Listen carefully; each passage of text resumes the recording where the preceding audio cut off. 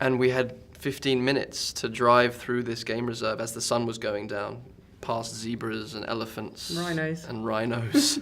Terrifying rhinos. With this piece of equipment, with the whole crew following in a follow vehicle behind through these winding dirt tracks.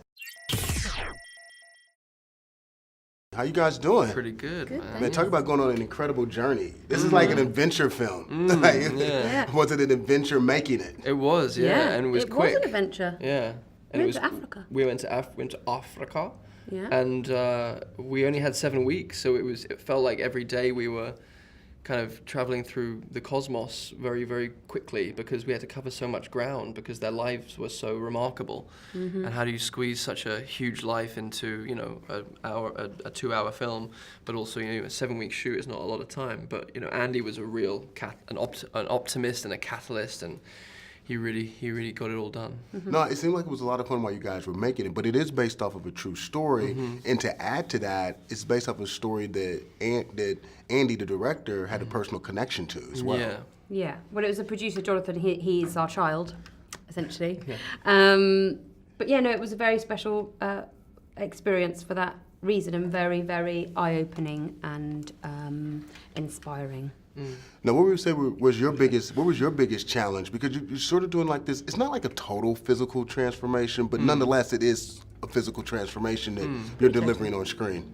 Yeah, I don't know. I mean, like, it was all very challenging. I think the main challenge is how do you honor this man's life and this woman's life, and how do you honor the way that they, you know, changed how disabled people living on ventilators lived, and they were the major forces in bringing freedom to those people who had previously been locked in a kind of a very a healthy prison, you know, a kind of like a livable prison, but a prison nonetheless.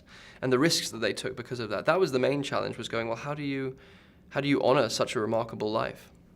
Now talk about the fun part of this, because the cool part about making movies is you get to see all different parts of the world. And like you said, you got to go to Africa, so you went and shot in South Africa, which doubled as Kenya. Yeah. So I wanted each of you to tell me your favorite location where you shot and why.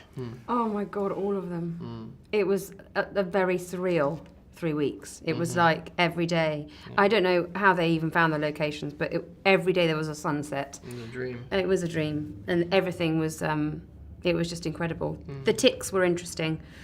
That was the only downside. We never got bitten by a tick, but the fear of them was enough to put you off. The last shot we shot Oh my God, I know. was a dream. We were in an old 1940s Jeep in the middle of a game reserve.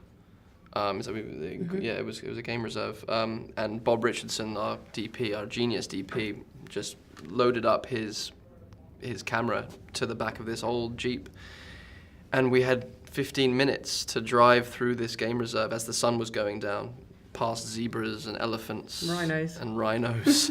Terrifying rhinos. With this piece of equipment, with the whole crew following in a follow vehicle behind through these winding dirt tracks as the sun was going down, and that was the final shot of the film. And we drove back to base. We drove back to base through the finish line, kind of thing, and Cried. and we all rapped, and it was a very beautiful celebratory sunset. Well, congratulations, terrific film, Thanks. fantastic performance. It's always a pleasure talking Thanks, with man. you. Nice to see you. Thank you.